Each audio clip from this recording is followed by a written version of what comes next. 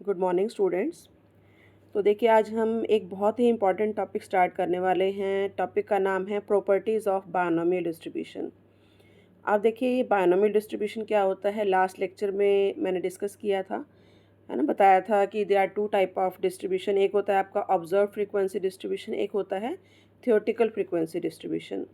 अब देखिए observe frequency distribution क्या होता है, थोड़ा सा रिवाइज कर लेते हैं इसके बारे में।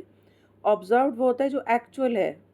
जैसे आपने कॉइन को टॉस किया, आपने 100 टाइम टॉस किया और आप चाहते हैं, आपके पास एक ही कॉइन है, सपोज आपने कॉइन को टॉस किया, आप चाहते हैं हेड या टेल में से कुछ आए, ऑब्वियसली आएगा ही। लेकिन आपका 100 टाइम आपने टॉस किया तो हो सकता है 60 टाइम्स आपका हेड आया, 40 टाइम्स आपका टेल आया। तो these are the results of observed frequency distribution, है ना। और अगर हम कहते हैं कि व्हाट इज़ द प्रोबेबिलिटी, तो ऑब्वियसली आप प्रोबेबिलिटी क्या बताओगे, कॉइन की, या कॉइन को जो आप टॉस करते हैं तो हेड के आने की प्रोबेबिलिटी क्या होती है, 1/2। टेल के आने की क्या होती है, 1/2। 100 टाइम्स आपने टॉस किया तो आप कहोगे कि 50 टाइम्स प्रोबेबिलिटी हेड आएगा और 50 टाइम्स प्रोबेबिलिटी है क्या आएगा, टेल। तो it is called theoretical frequency distribution. तो आई थिंक डिफरेंस क्लियर हो गया होगा। ऑब्जर्व वो है जो एक्चुअल है, थियोरेटिकल वो है जो एक्सपेक्टेड है। तो ये जो थ्योरेटिकल या एक्सपेक्टेड फ्रीक्वेंसी डिस्ट्रीब्यूशन हम जिसको कहते हैं, ये आपका 3 टाइप्स का होता है। उसमें एक आपका आता है डिस्क्रीट फ्रीक्वेंसी डिस्ट्रीब्यूशन, एक आपका आता है कंटिन्यूस फ्रीक्वेंसी डिस्ट्रीब्यूशन। अब ये जो डिस्क्रीट है ये 2 टाइप्स का है।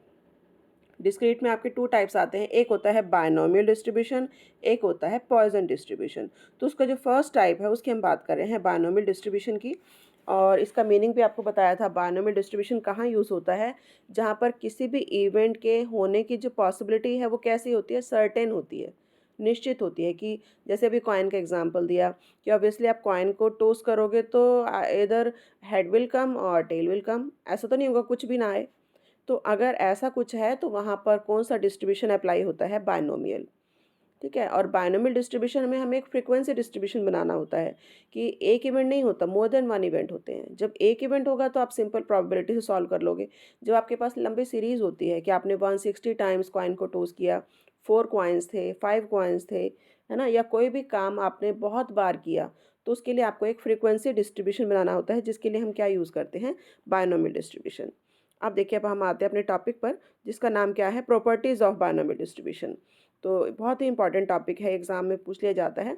इसको करेक्टरिस्टिक्स या फीचर्स भी कहा जाता है। कई बार features of binomial distribution, characteristics of binomial distribution, तो यही बताना है। बट इससे पहले आपने कुछ एजम्पशंस जो मैंने कराई थी 4-5, वो भी बतानी है। अब देखिए नेक्स्ट स्लाइड पे चलते हैं। अब देखिए कि what are the properties of binomial distribution. Only 6 properties हैं जो आपने लर्न करनी है और ये पूरे 16 मार्क्स में आता है। पहली जो प्रॉपर्टी है वो क्या बताती है कि it is a theoretical frequency distribution. जैसे मैंने बताया भी था कि इसको थ्योरेटिकल फ्रीक्वेंसी डिस्ट्रीब्यूशन या एक्सपेक्टेड फ्रीक्वेंसी डिस्ट्रीब्यूशन भी कहा जाता है, because it is based on binomial theorem of algebra. कि बायनोमियल थ्योरम ऑफ अलजेब्रा पर बेस्ड है। इसकी हेल्प से आप थ्योरेटिकल फ्रीक्वेंसीज और वैकेंसी एक्सपेक्टेड फ्रीक्वेंसीज निकाल सकते हैं। कैसे निकालेंगे, by multiplying the probability of success. जो आपकी प्रोबेबिलिटी ऑफ सक्सेस है उसको टोटल एन से, एक आपका कैपिटल एन होगा, एक स्मॉल एन होगा। इसके लिए हम नेक्स्ट वीडियो में एक एग्जाम्पल करेंगे, उससे आपको ये फर्स्ट प्रॉपर्टी क्लियर हो जाएगी, थ्योरेटिकल फ्रीक्वेंसी डिस्ट्रीब्यूशन की किस तरीके से ये निकाली जाती है। सेकेंड प्रॉपर्टी है डिस्क्रीट प्रोबेबिलिटी डिस्ट्रीब्यूशन। जैसे बताया था कि there are 2 type of distribution, एक होता है आपका डिस्क्रीट, एक होता है कंटिन्यूस। तो ये डिस्क्रीट का टाइप है एक बायनोमियल, जिसमें कि number of success in which, number of success जैसे 0, 1, 2, 3, जितने भी आपका एन है वो आप निकाल सकते हो, और एन आपका होल नंबर में होना चाहिए, फ्रैक्शन में नहीं होना चाहिए। तो we can say second property क्या बताती है कि बायनोमियल डिस्ट्रीब्यूशन क्या है, एक डिस्क्रीट प्रोबेबिलिटी डिस्ट्रीब्यूशन है। फर्स्ट प्रॉपर्टी ने बताया था कि एक थियोरेटिकल फ्रीक्वेंसी डिस्ट्रीब्यूशन है। सेकेंड प्रॉपर्टी क्या बता रही है, डिस्क्रीट प्रोबेबिलिटी डिस्ट्रीब्यूशन है। अब देखिए थर्ड प्रॉपर्टी क्या बताती है कि आप इसकी जो प्रेजेंटेशन है वो कैसे कर सकते हैं, लाइन ग्राफ से, जिसमें आप सीधी सीधी लाइन बना सकते हैं, है ना। तो it can be presented with the help of a line graph. This is the third property.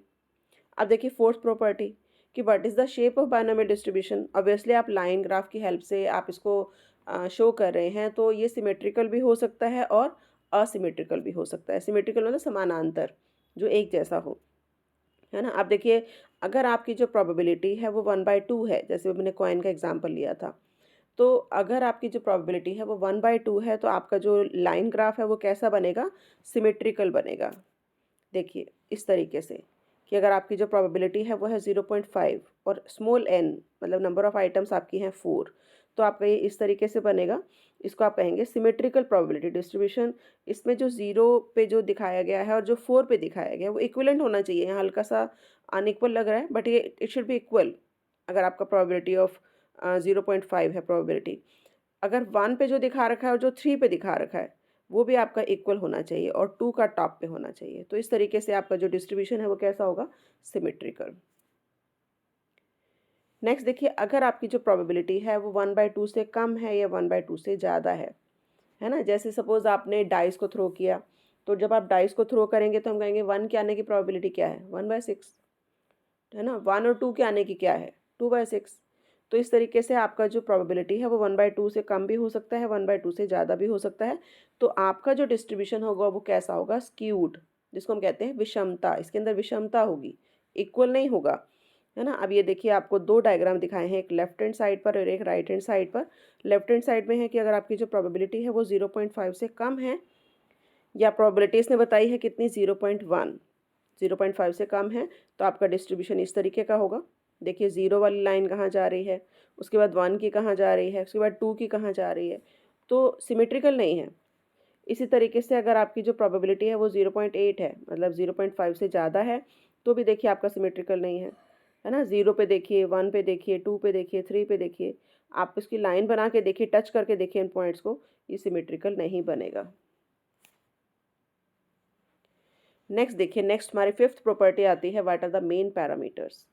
तो बाइनोमियल डिस्ट्रीब्यूशन में ये 2 आपके कंपोनेंट हैं, 2 पैरामीटर हैं जिसकी जिसको यूज़ किया जाता है कुछ निकालने में। जैसे आपने मीन निकालना है, वेरिएंस निकालना है, स्टैंडर्ड डेविएशन निकालना है, तो मेन जो आपके पैरामीटर हैं वो क्या है, n refers to number of items, p refers to success, है ना। तो एन और पी अगर आपको पता होगा तो आप इसमें से जितने भी आपके कांस्टेंट्स हैं वो आप निकाल सकते हैं। जो आपकी देखो नेक्स्ट प्रॉपर्टी है, नेक्स्ट प्रॉपर्टी है property number 6, constants of binomial distribution.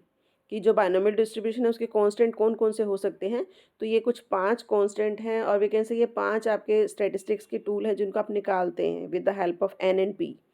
जैसे अगर आपको मीन निकालना है with the help of n and p, तो आपको मीन निकालने के लिए आप करेंगे एन पी, एन को पी से मल्टीप्लाई करेंगे तो यू विल गेट मीन।